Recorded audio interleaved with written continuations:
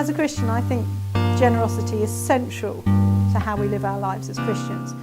We are meant to reflect the generosity of God, who loves us beyond our imagination. And actually, if we're sharing that generosity, then actually it should affect every single part of our Christian life.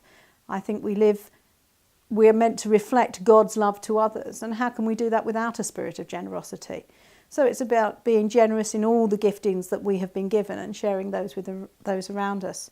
I think that goes from pastoral care to financial to actually just sharing the good news. I mean, if we think we've got the good news, where's the spirit of generosity if we're not willing to share that with others? And I think it is central to being a good and faithful Christian.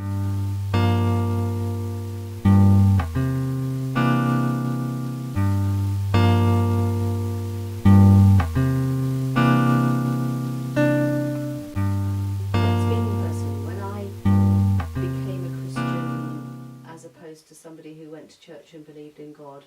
I was one of these Damascus Road experience people, and when that happened to me, my first feeling was of gratitude, and I just felt an overwhelming sense of the love of God, and that it was something that I needed to respond to, and the response to that, I think, would be called gratitude.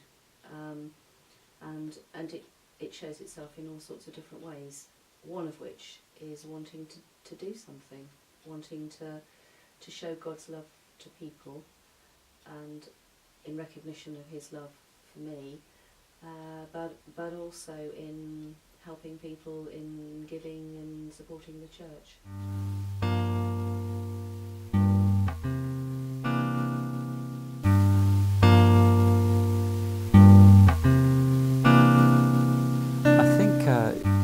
Generosity as a Christian ultimately includes an element of sacrifice, if I'm honest, and certainly it's costly, and yet we will never be able to outgive God, and his supreme and abundant sense of giving is far more than we can begin to imagine. And I think Jesus illustrates this in one of the stories that he told to his followers when he said, you need to give. And you need to give abundantly. And he says, and if you do, God will give everything back in extraordinary ways. And he uses the illustration of a container that's completely filled.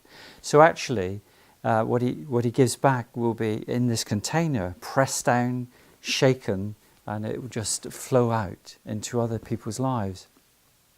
So, in a sense, we can't outgive God, but it has to begin somewhere. And for us, I suppose, it doesn't actually just mean finance, it means of our lives, ourselves, souls and our beings. And it's in that process that we learn what it really is to be loved by God, as we learn to love others. I think that's the way it works for me.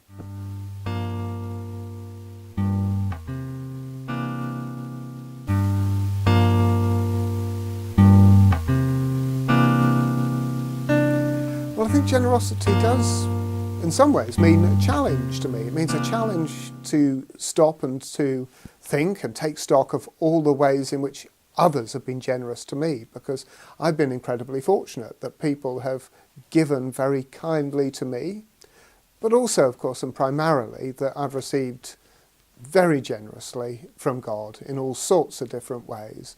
But then it also means, because actually I wouldn't say I'm naturally inclined to be generous, it means being determined and deliberate about taking what I've been given and redirecting some of it to where there is a real need. So generosity as a Christian means, responding to a generous God and being quite deliberate and quite determined to give of my riches to other people wherever and however I can.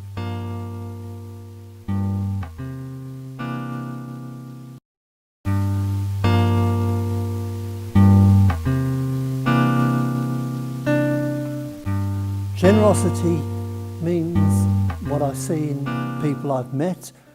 A lady who loved Book of Common Prayer but came round with a big cheque when I wanted to introduce common worship.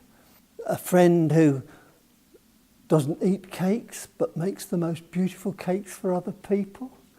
It means a church warden who retired early in order to give her time and her expertise and talents to the town. And supremely in Jesus, who gave himself in the incarnation, who gave himself in his ministry, and who finally gave himself on the cross because he loves us. Generosity is about responding to love.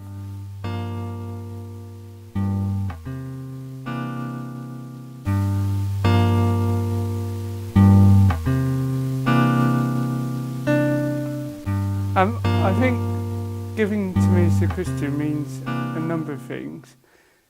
It means giving time in the service of God and the local community, and I think all Christians are called to do that, not just those who are ordained or have a particular role within the church, but we're all called to give our time.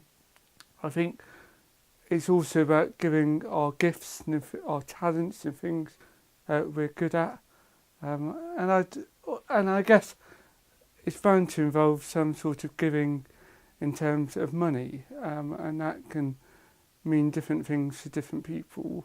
But I think just as God has given us so much, it's important for us to give something back to God, and we can do that in various ways, through money, through our time and through our gifts.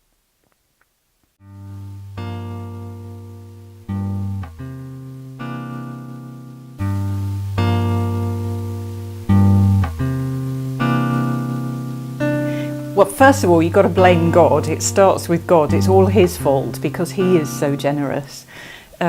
We see his generosity in creation, in his love, which will not let us go, in Jesus supremely, in his life, but then also in his death and resurrection. And so how do we respond to generosity like that? We have got to be generous in our response. We can't be miserly. And so we need to be generous in the whole of our lives, in our friendships, in our hospitality, in the way in which we use our gifts and our abilities, and in the way in which we use our money.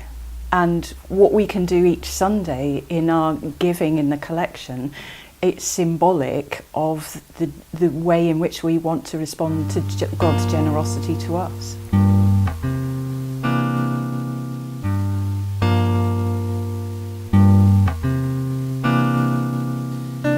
Well, generosity is about how we live our lives. It's about two things, really. It's about starting with God and God's generosity to us, and in the work of Jesus as God's Son and our Saviour. And I guess it flows from that. What I think it then means is that we choose to live generously, and that means thinking about the way we use our time, the way we use our talents, the way we use our resources. And it also means thinking about who we're generous with. Generous with God in terms of our service of God and of other people. Generous also with people that we might not ordinarily come into touch. So it might be easy to be generous with people who you know and people who are like you.